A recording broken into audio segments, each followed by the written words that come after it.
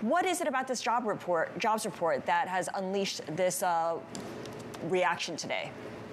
Well, hello, Scarlett. Hi, Romaine. Thank you for having me back on the show, particularly on a big rally day. It's a lot more fun than when it's all on the screen and read. And yeah, what is driving this big rally? I mean, first and foremost, we're through 4,200 on the S&P 500. That's really a technical level that we've been watching that we're really pleased to see that the market broke through.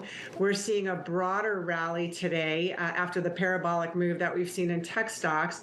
I think the debt ceiling resolution, no default on the treasuries, perhaps that was widely expected, but it wasn't done.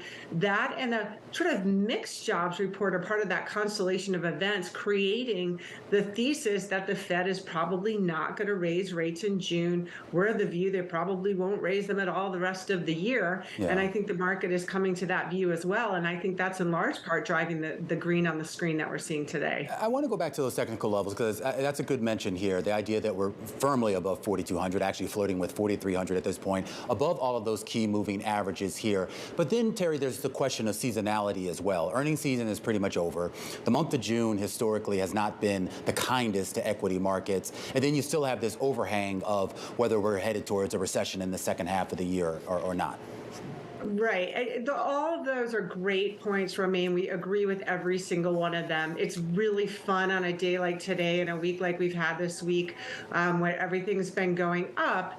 But we do, sound a note of caution. We love a market like this as well as anybody else. But, as you point out, June is historically seasonally the worst month of the year. It's been a narrow rally. It's been parabolic for some of the stock names. So I think we can see some pullback on that. You've been pointing out that the S&P 500 is outpacing the NASDAQ today. Yeah. I think that that's part of that theme. And so I do think that there's, some reason to be a little bit cautious as we go into the summer months and pay attention to the risk out there. Well, going back to sort of the glass half full scenario too, were you actually surprised, I think, by not just today, but we've seen this before where it seems that anytime you have sort of a bright spot out there in the economy or whatever, there seems to be this rush back into the market. And we talk about that technical level at the top, that 4,200 level that it had so much trouble breaking, but we kind of forget there was a floor underneath this market for the last couple of months that it refused to go under.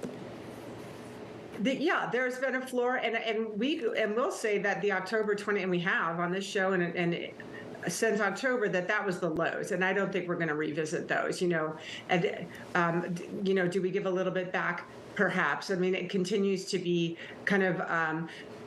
Like you said, when there's a good piece of information that comes into the market, we see a bit of a rally. And I think perhaps what we are seeing is that this is this thesis and this belief that the Fed is done. A lot of the worst is in the rearview mirror. Profit margin, the worst of profit margins, rearview mirror. The lows of October 2022, rearview mirror.